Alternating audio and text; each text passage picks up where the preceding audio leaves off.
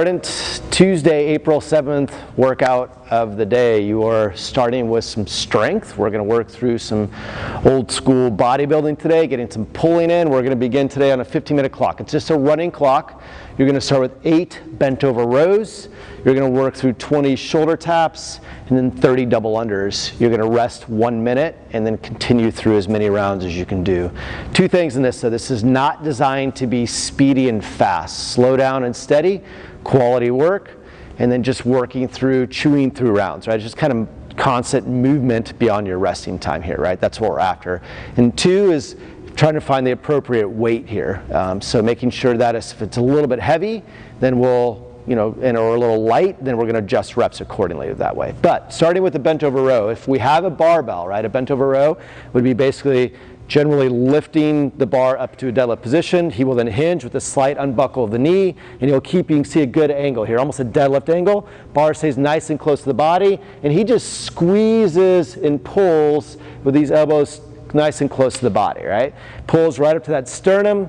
There's no herky-jerky motion here, right? So we want to stay away from any sort of like yanking and pulling, herky-jerky. If that's the case, go lighter, right? This should be a controlled movement, really squeezing through, and we want to stay away from any sort of like weird up and down, right? A hinge over, slide unbuckle the knees, squeeze through, elbows finish at the top, and then release down. No technically tempo today, but this should be a slow, steady tempo up and down, right? So if we have barbell, we use barbell. If we don't have a barbell and we have 2 dumbbells, we can certainly work this thing with 2 dumbbells as well, right? 2 dumbbells will be the exact same look. Slide unbuckle the knee, hinge over the top, right? And then what he'll do is the same exact thing, squeezing through, and if you could see this back here, this is basically pulling together, right? Almost seems like he's got a pencil he's trying to squeeze between his lats here, or traps, excuse me. So that same exact thing works that way, right? If you only have 1 dumbbell and or kettlebell, you can use some assistance from like a box, but it's going to work the exact same way, right? Thanks. This is a good posterior side here as we're looking at, right? Same thing though, right? We can pull this up, he's nice and close to the body, same thing from that side profile. And he's going to go 8 and 8 each arm that way. Kettlebell or dumbbell will work the exact same thing.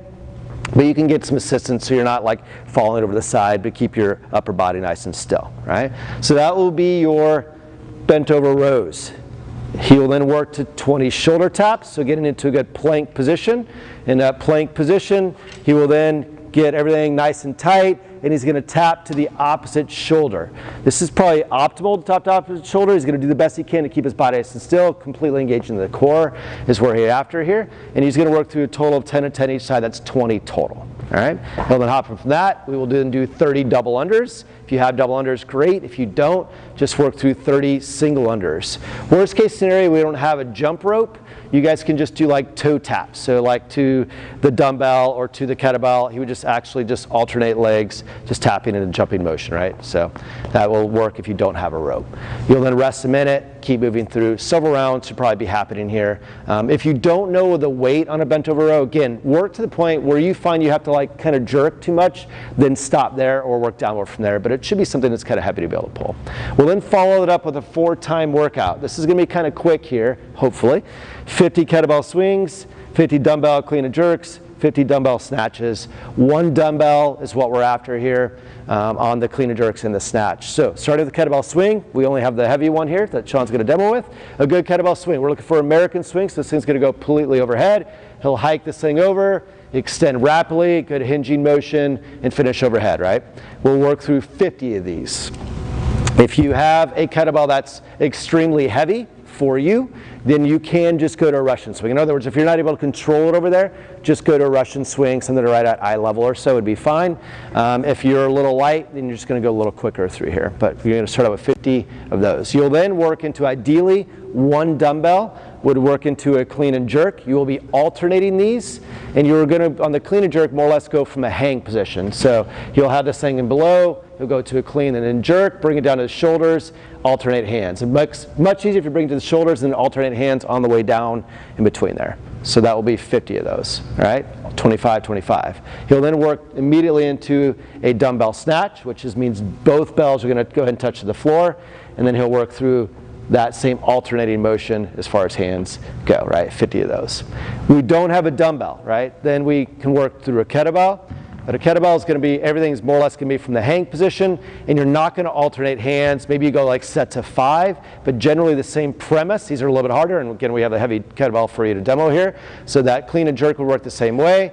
He will work through the clean and jerk. So he would probably work through like set to 5 each arm, and then switch, set it down, pick it up with the other arm, and work through those, right?